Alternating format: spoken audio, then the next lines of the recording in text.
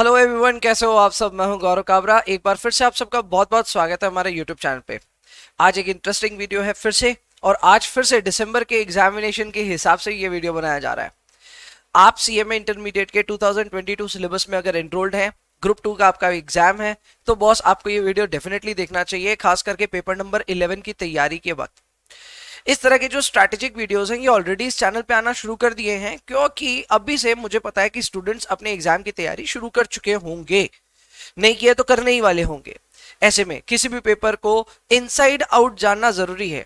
उसका paper pattern कैसा आएगा, कौन से सेक्शन ज्यादा एग्जाम में इंपॉर्टेंट है, कौन से सेक्शंस कम इंपॉर्टेंट है, किसकी किसके साथ जुगलबंदी है, ये सब पता होना बहुत ज्यादा जरूरी है।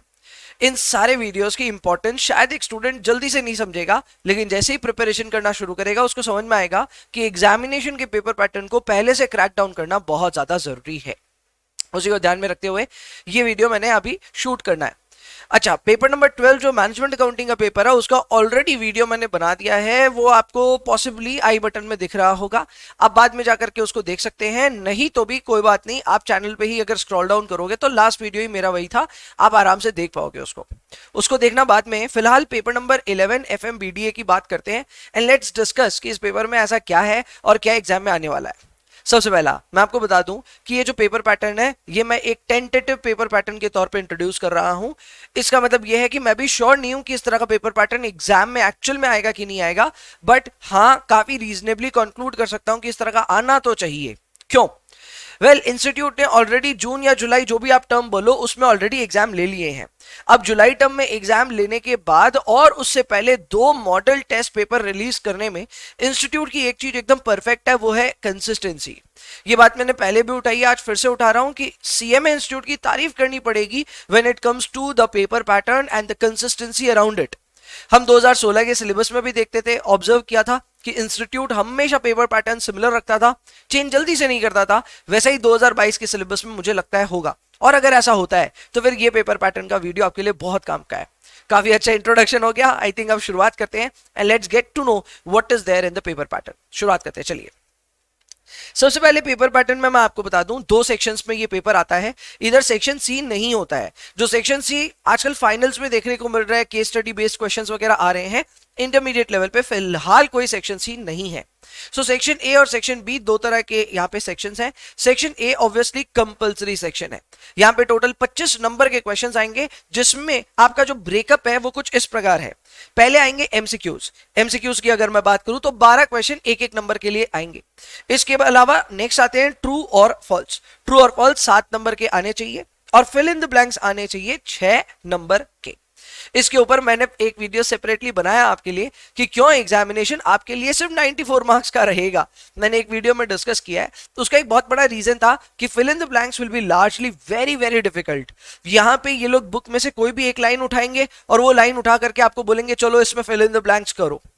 That would be actually very difficult. मैंने इसके बारे में और भी डिस्कशन किया था, आज फिर से बता देता हूं कि फिल इन द ब्लैंक्स वाले एरिया में 6 नंबर में से नंबर उठाना अच्छे खासे, 6 में 6 लाना तो इट्स वेरी डिफिकल्ट, बट इसके अलावा भी अगर आप यहां 4 या उससे ज्यादा स्कोर करना चाहते हैं, डिफिकल्ट होने वाला है।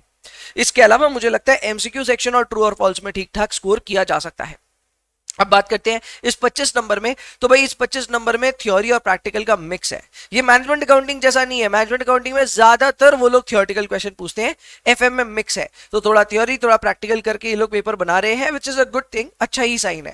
थोड़ा टाइम टेकिंग जरूर हो जाता है एमसीक्यू, बट ठीक है, फिर भी प्रैक्टिकल वी लव इट, तो अच्छा है अगर कोई प्रैक्टिकल आए तो। सो ये आपके लिए सेक्शन नंबर ए। याद रखना ये सेक्शन ए जो है ये 25 नंबर का है और ये कंपलसरी, आप चाह के भी इसको छोड़ नहीं सकते। नेक्स्ट आता है section number B. Section number B की अगर हम बात करें तो भाई ये है वो ऑप्शनल एरिया जहां पे इंस्टीट्यूट आपको 7 सवाल पूछ रहा है। Out of 7 questions you are expected to answer only 5। ये सारे क्वेश्चंस 15-15 नंबर के हैं, एंड यहाँ पे 75 नंबर का बाकी पेपर होता है। The best part about this entire section is कि आपको 2 ऑप्शंस मिलते हैं छोड़ने को, तो आप अपने हिसाब से डिसाइड कर सकते हैं, लेकिन इसमें डिसाइड कैसे करना है वो अभी से सोचा हुआ रहे तो और बेटर होगा। अभी से हम प्रिपेयर्ड रहे तो और बेटर होगा। जैसे एग्जामिनेशन में, अब मुझे नहीं पता आप इतना श्योर हो कि नहीं हो इन सब चीजों को लेकर के, क्या आपको पता है कि फाइनेंशियल मैनेजमेंट और बीडीए की सिर्फ थ्योरी मिला करके 30 नंबर के क्वेश्चन सेट होते हैं एग्जाम में। हाँ, मैं एमसीक्यूज की बात नहीं कर रहा हूं, MCQs fill in the blanks true और फॉल्स अलग है। उसके अलावा भाई साहब 30 नंबर की तो ये थ्योरी पूछ रहे हैं सवाल में। अब आप खुद सोचो, हमने भी एफएमबीडीए की क्लास करी है भाई साहब, पूरा प्रैक्टिकल था। अब प्रैक्टिकल के बाद में पेपर में आता है थ्योरी ढेर सारा, बच्चे घबरा जाते हैं, बोले यार ये क्या है। इनफैक्ट मैंने जो 30 नंबर बोला है ना, उससे भी ज्यादा का आता है थ्योरी।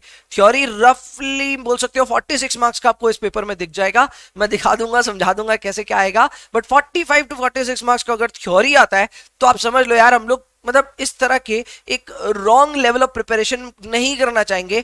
आई अंडरस्टैंड पूरा का पूरा पेपर प्रैक्टिकल है, एफएम में हमने खूब मेहनत करी है, बहुत प्रैक्टिकल सवाल बनाए हैं, बट अगर इतनी थ्योरी आ रही है तो थ्योरी पढ़ना पड़ेगा, आपके पास और कोई चारा नहीं है। सो थ्योरी को लेकर के क्या इंपॉर्टेंस है ये बताता हूं आपको। क्वेश्चन नंबर 2A और 2B को देखिए भाई साहब, दोनों मिलाकर के 15 नंबर की थ्योरी है। स्ट्रक्चर इसका कुछ भी हो सकता है, 7-8 या फिर 8-7 या फिर 5+10, कुछ भी हो सकता है, बट स्ट्रक्चरली जो मैंने दोनों मॉक एग्जाम्स या मॉडल एग्जाम्स में पाया और उसके बाद में अपने लास्ट जुलाई टर्म के पेपर में भी पाया, ये लगभग कहा जा सकता है कि क्वेश्चन नंबर 2A 2B दोनों मिलाकर के थ्योरी ही आएगा 15 नंबर का एफएम से।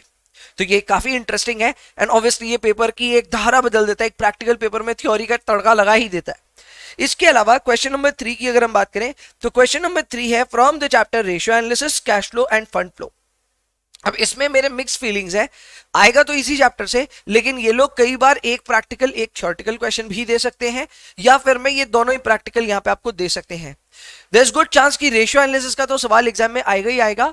अगर ये लोग एक से ज्यादा प्रैक्टिकल पूछे, जैसे मान लो 3 और 3B दोनों में प्रैक्टिकल पूछ लिया, तो अच्छा चांस है कि आपको ये एक क्वेश्चन कैश फ्लो का या फंड फ्लो का और एक क्वेश्चन रेशियो एनालिसिस का देंगे। सो अगर आपको रेशियो पसंद है, जस्ट इन केस मैं देखो एनालिसिस साथ साथ कर रहा हूं, अगर आपको रेशियो पसंद है तो आपको कैश फ्लो फंड फ्लो भी पसंद होना चाहिए। ऐसा कतई नहीं हो सकता कि आप रेशियो में बहुत अच्छे हैं, कैश फ्लो फंड फ्लो में आपका एकदम भी अच्छा तैयारी नहीं है, आप मान के चलना उसमें आपका पेपर छूटेगा ही छूटेगा। इसीलिए रेशियो अगर ढंग से तैयार किया हुआ है, थोड़ा सा मेहनत करो, कैश फ्लो फंड फ्लो को भी सॉलिड कर लो, तभी जाकर के आपका ये पूरा क्वेश्चन अटेम्प्ट होगा एग्जाम में। आगे बढ़ते हैं क्वेश्चन नंबर 4A और 4B में। Now this is interesting. Cost of capital कई बच्चों का ना फेवरेट टॉपिक हो जाता है, बिकॉज है ही वो टॉपिक ऐसा, इतना सुंदर सा टॉपिक है। लेकिन भाई साहब इसमें आपको प्रिपेयर्ड रहना होगा कि कॉस्ट ऑफ कैपिटल के साथ में they are going to ask you BDA का theory, yes business data and analytics. कहने को तो 20 नंबर का टॉपिक है, अभी दिखा दूंगा मैं आपको कितने नंबर का ये टॉपिक है, बट यस इसकी थ्योरेटिकल क्वेश्चंस आएंगे। अभी बीडीए की जब मैंने क्लासेस भी ली हैं तो उसमें भी मैंने यही कहा कि भाई 7 से 8 नंबर के एक सिंगल क्वेश्चन के लिए आप तैयार रहिए। यहां पे भी कुछ ऐसा ही देखने को मिलेगा। They can ask you 7 to 8 marks from the chapter of cost of capital. Obviously एक प्रैक्टिकल क्वेश्चन आएगा, लेकिन बाद बाकी इसका जो सेकंड पार्ट है, जो हम बोल सकते हैं बी पार्ट है, वो आएगा फ्रॉम बीडीए। थ्योरेटिकल क्वेश्चन होगा और 7 से 8 नंबर का क्वेश्चन आ सकता है। आगे बढ़ते हैं। नेक्स्ट अब question number 6A। Question number 6A की बात करूं तो इसमें दोनों ही सेगमेंट्स कैपिटल बजटिंग चैप्टर से देखने को मिलेंगे। अच्छा चांस है कि दोनों ही प्रैक्टिकल ही होंगे। कभी कभार थोड़ा बहुत थ्योरी इसमें मिक्स हो सकता है, 3-4 नंबर का मैक्सिमम मेरे को जो लगता है, बट इसके अलावा कैपिटल बजटिंग के दोनों क्वेश्चंस यहां पे मिला करके 15 नंबर के आ रहे होंगे। अब कैपिटल बजटिंग को अच्छे से तैयार करने के अलावा आपके पास मेरे को नहीं लगता कोई ऑप्शन है। अगर आप कैपिटल बजटिंग को अच्छे से तैयार करते हो then there is a good great chance कि आप 15 नंबर का पक्का अटेम्प्ट करोगे इसको। बट अगर कल को नहीं भी कर पाते हो आप अच्छे से तैयार, तो ये ध्यान रखना कि आपका एक ऑप्शन ऑलरेडी एग्जाम में छूट जाएगा अगर आपका कैपिटल बजटिंग स्ट्रांग नहीं है। स्ट्रांग नहीं है, कैसे स्ट्रांग किया जा सकता है उसके ऊपर खूब सारा काम हो सकता है। कमेंट में डाल देना अगर आपकी कोई स्पेसिफिक नीड्स है, आपको किसी पर्टिकुलर आइडिया या किसी पर्टिकुलर टॉपिक पे अगर वीडियो चाहिए, कमेंट में डाल देना, मैं जरूर उस पर वीडियो बनाऊंगा।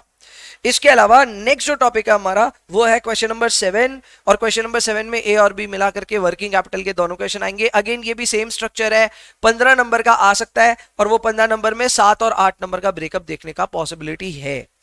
लास्ट में क्वेश्चन नंबर 8 आ रहा है अगेन बीडीए की थ्योरी से, और ये बीडीए की थ्योरी आ रही है आपके लिए 15 नंबर की। बीच में एक क्वेश्चन छूटा है मेरा, क्वेश्चन नंबर 5 छूटा है। क्वेश्चन नंबर 5 में कैपिटल स्ट्रक्चर और डिविडेंड डिसीजन मिला करके, मतलब मिला के in the sense alternative basis में इनका एक प्रैक्टिकल क्वेश्चन आप एक्सपेक्ट कर सकते हैं 7 से 8 नंबर का। इसमें भी बीडीए थ्योरी पूछेंगे ये 7 से 8 नंबर की। अब अगर मैं ओवरऑल आपको बता दूं तो भाई बीडीए थ्योरी कहां कहां दिख रहा है एक बार नोटिस करना, ठीक है। चलो पहले थ्योरी काउंट कर लेते हैं। अगर मैं थ्योरी की बात करूं तो भाई साहब ये रहा 15 नंबर का थ्योरी यहां पे, ठीक है। फिर यहां एक बार 7 चलो 5 ही नंबर लेते हैं, 5 से 8 नंबर के बीच में आ सकता है ये, पर मैं एक बार 5 ही लेता हूं। 20 नंबर की थ्योरी, यहां 7 नंबर पकड़ लेते हैं, 27 नंबर 27 मार्क्स, और यहां पे और 15 भाई साहब 42, 42 मार्क्स की आपकी यहां पे थ्योरी देखने को मिल रही है आपको। क्लियर? वो भी कितने से सेक्शन में? सिर्फ 75 मार्क्स में से, मतलब दिस इज 75 मार्क्स का सेक्शन, आउट ऑफ 75 42 मार्क्स तक की थ्योरी देखने को मिल रही है। ऑब्वियसली इसमें से कुछ एक ऑप्शंस आप छोड़ सकते हो, कम थ्योरी अटेम्प्ट कर सकते हो, बट फिर भी मेरे को जो समझ में आता है एग्जाम में 40 से 45 नंबर की थ्योरी तो आएगी। ऐसे में एक पेपर को जो कि दिखता तो प्रैक्टिकल जैसा है, पढ़ाते भी सारे प्रैक्टिकल को एम्फेसाइज करते हुए, लेकिन उसको अगर आप थियोरेटिकली तैयार नहीं करते हो तो आप सोचिए आप एग्जाम में कितने निहत्ते फील करोगे।